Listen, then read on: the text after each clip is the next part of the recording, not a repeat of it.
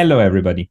This is Pascal from Neutrality Studies, and as many of you will know, Slovakia just had a very critical parliamentary election in which the Social Democratic SMER Party, under its leader Robert Fico, won the biggest share of seats with 23% of electoral share, which actually translates to 28% in parliament. Of power in parliament. So Mr. Fico is now the leader of Slovakia's biggest party, and on Monday, the Slovak president gave him the okay to try to move forward to form a coalition government if he can find enough support from other parties. Here with me to discuss the result and what this means for the future of Slovakia and Europe is nobody less than the former Prime Minister of Slovakia, Dr. Jan Carnogursky. Dr. 𝗔𝗯𝘂𝘁𝘂𝘁𝘆 was and still is an important Eastern European dissident turned politician because he opposed many of the policies of his home state, Czechoslovakia, back when it was still under communist control. Right after the end of communism, Dr. 𝗔𝗯𝘂𝘂𝘁𝘂𝘁 became Slovakia's prime minister from 1991 to 92, and between 92 and 98, he was serving as a member of parliament before becoming Minister of Justice from 98 to 2002. Dr. 𝗔𝗯𝘂𝘂𝘁𝘂𝘁, thank you so much for coming online again. Hello, Mr. Lodas. Dr. 𝗔𝗯𝘂𝘂𝘁𝘂𝘁, this is a very important discussion what's happening in Slovakia, and right before I told you that the world is looking at Slovakia because something new is happening here. It's the first time that a party was elected that officially said that they are not supportive of the sending weapons to Ukraine. And in international media, Mr. Fico is portrayed only under this aspect of being pro-Russian or being not in favor of ammunitions for Ukraine. Now, is this a fair depiction of Mr. Fico, and or was that actually the discussion that happened inside Slovakia, or was it a different discussion for him to win the biggest share in parliament?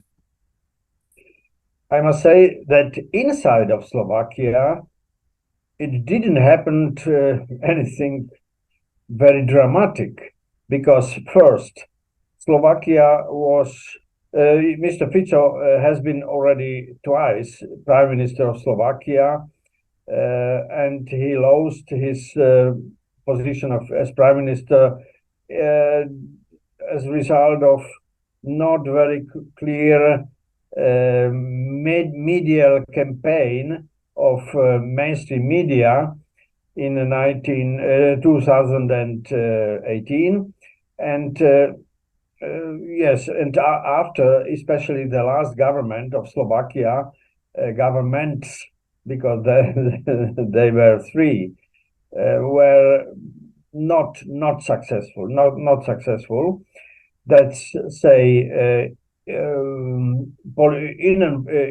inner political dimension of success of Mr. Fico, and foreign politician dimension was that Slovakia was all the time, in comparison to other Central European countries, pro-Russian, and in public opinion polls, international, on questions of the relations to Russia, Slovakia, yes, was among the first countries most pro-Russian. So now, after the war in Ukraine broke out, the Slovaks were not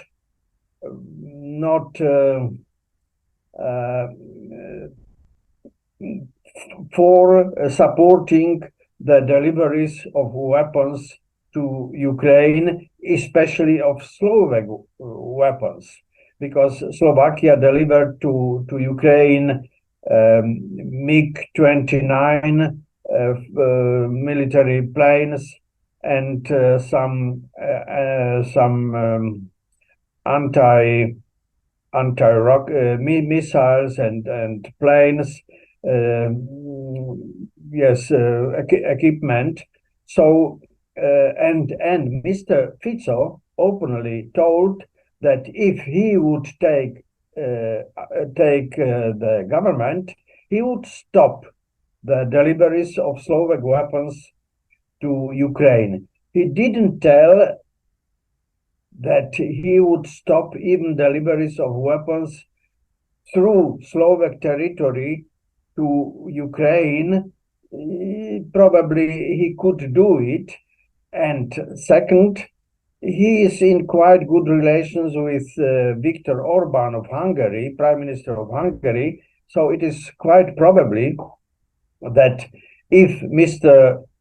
Fico would become Prime Minister of Slovakia, or the party of Mr. Fico would be part of the government, and Mr. Fico, if not even Prime Minister, because negotiations on about creating of the government of Slovakia are still going on, then Slovakia would create with Hungary quite strong cooperation in foreign policy. And yes, that would be already as a little block inside of Western camp. Yeah, because Slovakia is a member of the EU and it's a member of NATO, both like Hungary. So on the other hand, if I understand it correctly, Mr. Fico's party is a firmly social democratic one, right? On the other hand, yes, Mr. Orban's party is a nationalistic kind of right party, right? Mr. Orban's party is a right wing, has a right wing history. Mr. Fico doesn't. So why is it that these two different political cultures are getting along so well when it on security matters? I think that this political criteria you have you mean right side party or conservative party, and on the other side the Social Democratic Party, are not valid very well in this new situation, especially in Central and Eastern Europe, under conditions of the war in Ukraine. And the most important is that the position of parties and the governments toward the war in Ukraine. That's for one.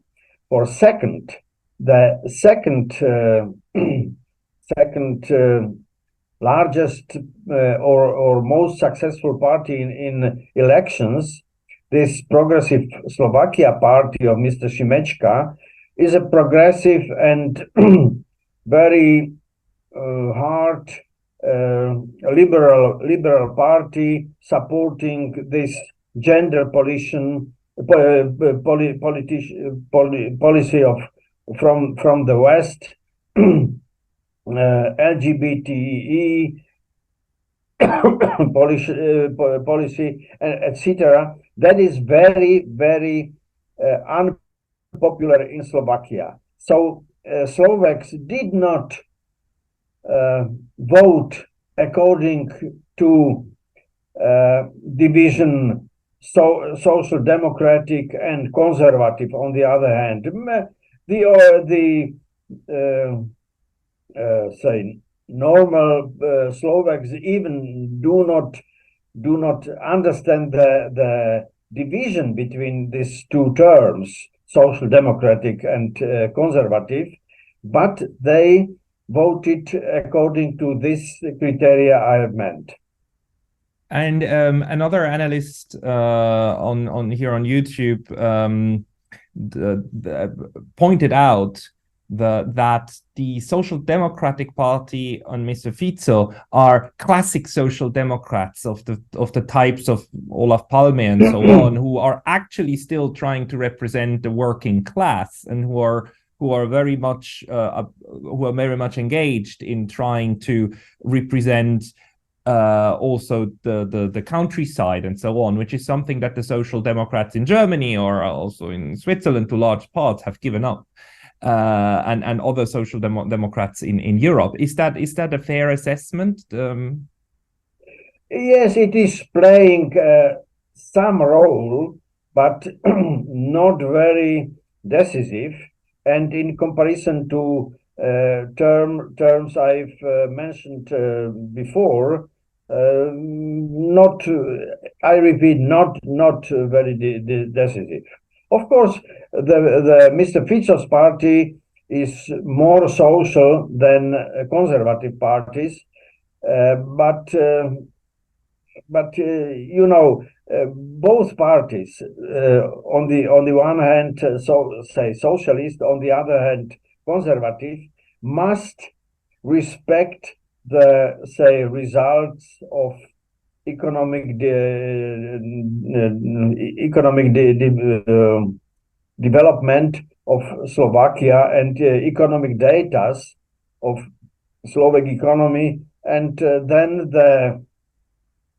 the policy that would derive from this data is not very different on the socialist side and conservative side, of course.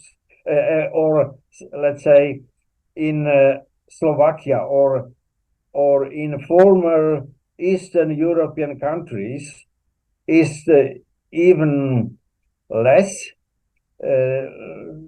important than in Western countries. We see it in Germany, that in former German Democratic Republic or Eastern Germany, this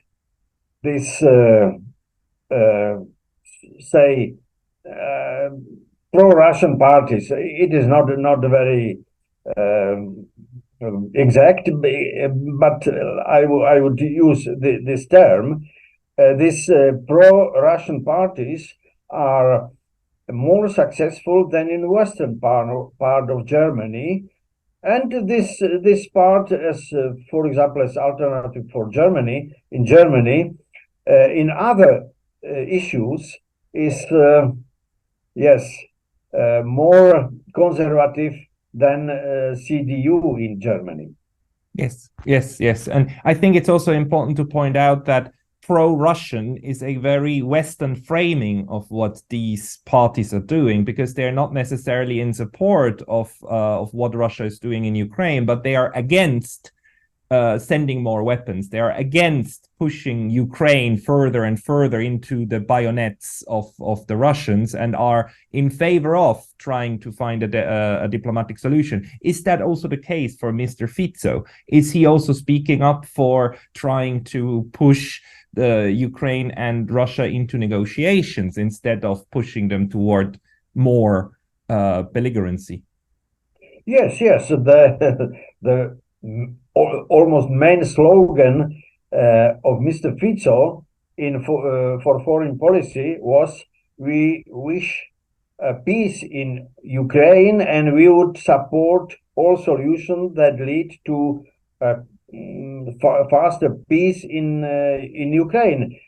I would just point out that some 3-4 years ago, even before the war on Ukraine, probably the only direct meeting of Russians and Ukrainians took place in Slovakia, in the city of 𝗂𝘁, and it was a 2 days conference, quite successful, in spite of that even before, and yes, I must say even after such direct negotiations of Russians and Ukrainians, I must say not on very high level, took place in Slovakia. And Mr. Fico and his government would very much support that such meetings would take place again, and the Western powers, the US and especially Great Britain, would not be allowed to to Sabotage. break the results of such meetings, as it happened after the meeting in Istanbul in March last year.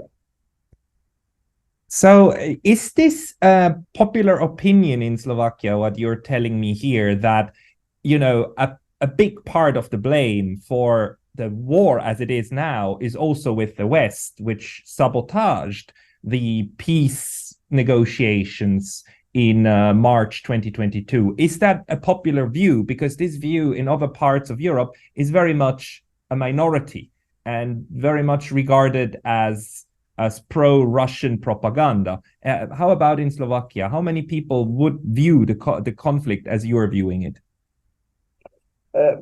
You know, the great parts of society in any country, not only in Slovakia, do not understand, say, or study the details of relations between Ukraine and Russia, and would not study if peace treaty between Ukraine and Russia is possible now and under which conditions, etc. So at in this time and this level, even the slogan "peace for," we would support peace negotiations between Ukraine and Russia, was enough and was popular enough, especially because other parties did not have such a slogan and supported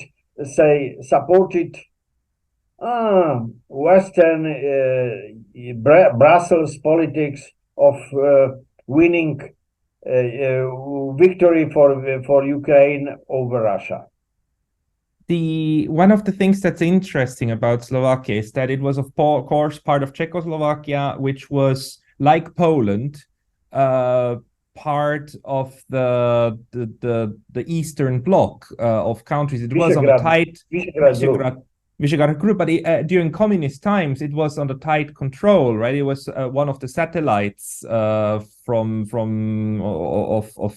the Soviet Union, and in some countries like Poland, the Poles seem to viscerally hate Russia still for this, whereas the Slovaks seem to have a very different approach to understanding the Russians. And is that true? And is this election the first such kind of show that Slovaks just interpret Russian actions differently from the Poles and from many Europeans? You know, the countries, Poland, Czech Republic, Slovakia, Hungary, had very similar history for centuries. Yes, only the relations toward Russia is different between Poland on one hand and say especially Slovakia, Czech Republic, even Hungary on the other hand. So in this part of the politics, these countries even now differ quite a lot, and that's why if Poland would continue its say anti-Russian politics, okay, but it must do it alone, or not with support of Hungary, Slovakia, at time of Czech Republic, yes, but after elections maybe not. And but in other dimensions of the politics, especially in the politics of inside of the European Union, say about the politics of gender politics or LGBT politics, etc. All these countries, and even probably not only these countries, would be united and would make a united front against Brussels. So the results or the results of histories or influence of history on these countries is stronger than present relations to different dimensions of the present politics of Europe. This is something that is very that other Western countries worry about very much. And I think Brussels and Washington, that's one of the reasons why everybody's looking at Slovakia at the moment, because something seems to be breaking apart. But maybe let's also talk for a moment about the chances of Mr. Fico to actually form the government. So he was given the okay from the president on Monday. And if I understand it correctly, he has now 2 weeks' time. And one thing that's important is that in the media, everybody says he won 23% of the electoral vote, which is true. But that translates to actually 28% in parliament, right, of the seats that he has.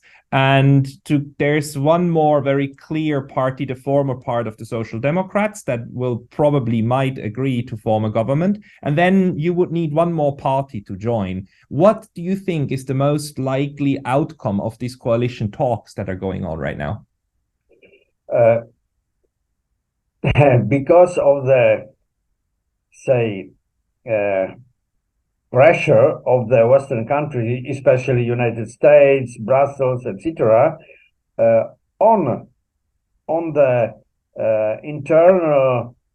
internal politics of Slovakia or the politics of the Slovak government,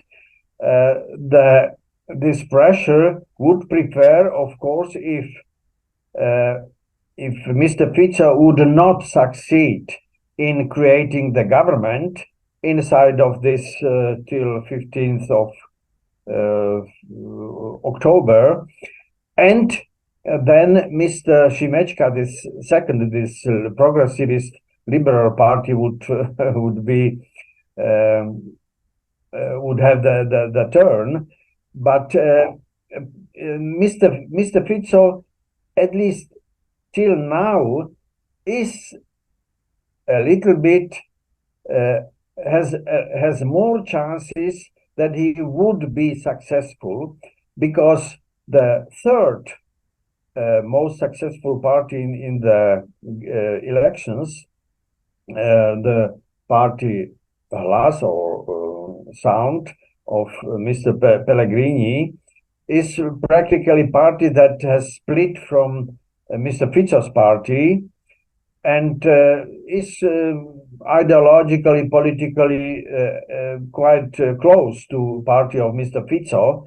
And the third party is Nationalist Party, Slovak National Party. This party is even more pro-Russian than Mr. Fico's party. That's why I think that, I think that's why, at least according to present media informations about the negotiations, about the creating of the government, tell that Mr. Fico has good chances to create the government. Of course, we will know it till 15th of October, when Mr. Fico has the time to create the government from the president. There are fears that the Brussels and also Washington might put a lot of pressure on Slovakia to, well, Mr. Fico not forming the government, and that also, if that happens, Slovakia might become a victim of some influence politics, especially from Brussels, maybe also using the euro as a power tool to make the government change course. Do you have any such fears, or do you think this is kind of overblown concerns? Are you afraid that the European Union might try to put a lot of pressure on Slovakia? Yes, that could happen. It is not. It could happen, but if it would happen, then the government that would be created in such a case, I consider would not be very stable, and probably, yes, in the time of some 2 years, Slovakia would have another pre-term elections, and in such elections, Mr. Fico, at least his party, would get even greater victory than now. And how strong are there any voices that are questioning whether or not Slovakia should continue being a member of NATO? Is that also at the discussion point or not? The parties did not dare to say such a program, but NATO is not popular in Slovakia, or the majority of Slovaks would do not support NATO. EU, European Union, is still popular in Slovakia, or in other words, Slovakia is how is the term? Does not wish a Slovak exit from EU, but if the problems, even on Ukraine, would be more serious, the unpopularity of NATO membership of Slovakia would probably be deeper. That is more Slovaks would support getting out from the NATO. Could you come a little bit closer to the camera? You're getting smaller. Could you? Yeah. Yeah. Like this. Better. Thank you. So just also, where is this coming from, that Slovakia is kind of a member of NATO but not a very convinced one? Why is that? Yes, because NATO has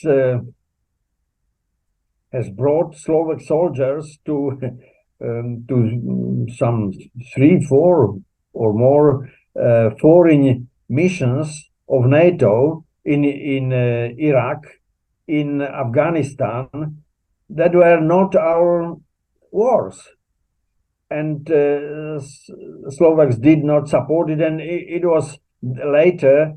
It was clear that NATO, and that means Slovak soldiers as well, were on the wrong side, and the policy of NATO is the strongest support for a policy that Slovaks do not like, as I told, this gender policy, LGBT policy, and even economic. We have got till now the more or less cheap Russian energy, and we because of this policy of the West, or sanctions against Russia, we have to come over to other Western energies that make more expensive, more expensive, practically, or goods in Slovakia and European Union as well. That's why this, especially the policy of NATO and United States foreign policy, is not popular in Slovakia.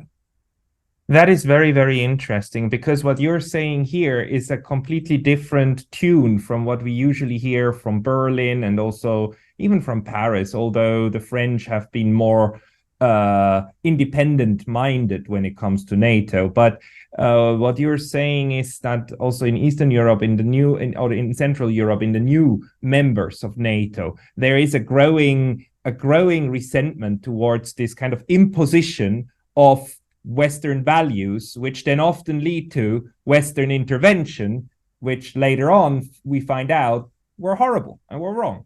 Is that fair to say? Yes, and you see that it is not only the case of Slovakia, it is the case even Eastern Germany or even Czech Republic, not in such degree as in Slovakia, but nevertheless, even of Hungary and Bulgaria. You know, Poland is another case because of history of the relations between Poland and Russia, say historic Russia in centuries. And that's why, yes, Poland is supporting American foreign policy, especially against Russia, but other countries not, or in less degree at least. And yes, that's the case of the Eastern Europe. And now we see that maybe because Eastern Europe is shorter time in the sphere of this Western policy as the Western countries. This difference in foreign policy between these Eastern countries and Western countries is so visible. This is very fascinating. It's very. This will change the dynamic, I believe, also inside the European Union. Do you foresee that this more the high point of, you know, Western skepticism, or is this maybe the beginning of other parts of the European Union also kind of turning against the narrative that we have seen for the last 1.5 years of demonizing Russia and basically trying to solve the conflict militarily? I would not like to speculate about the future, but if Mr. Fico would create the government in Slovakia, then Slovakia and Hungary at least would create a bloc that inside of European Union, especially inside of NATO as well, but yes, in NATO, United States have a stronger hand as in European Union, and so then inside of European Union would be created a bloc. It is a strong word, but a coalition of on the beginning of two countries against this policy of European Union. We will see what would happen in next year in Czech Republic, where elections would happen as well. And I think that there are quite good chances that Czech Republic would also join to such a bloc, maybe not in such strong way as Slovakia or Hungary, but nevertheless in that way. And even Austria is not far away from such a policy. So I repeat, Poland is up to now is different category because of history, not because of present population or present wishes of the population. But I repeat, it's another category. But this bloc or this coalition now, Hungary, Slovakia, could grow inside at least of the eastern part of European Union. And yes, if the war on Ukraine would lead to the consequence that Ukraine is not able to win over Russia, what is quite probably, then this bloc inside of European Union would grow even faster.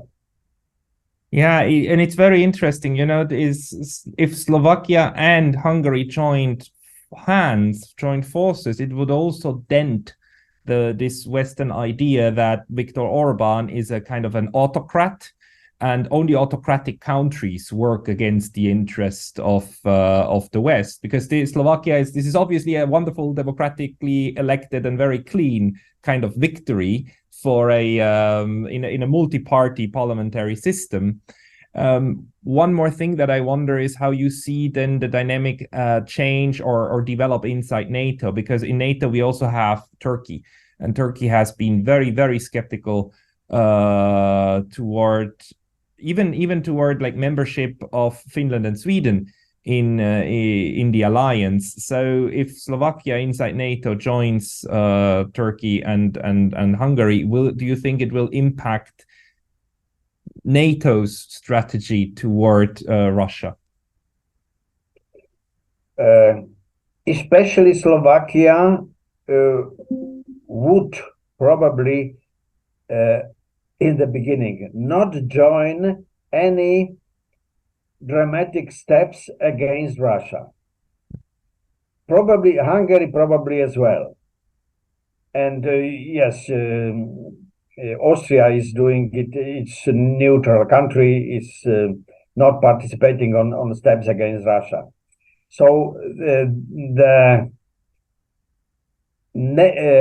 at least these countries, both Hungary and Slovakia, are rather small countries, could not change the policy of NATO, because NATO, the master of NATO are United States, but would not participate in politics against Russia. And even more and more, such politics would be on the shoulders of the United States.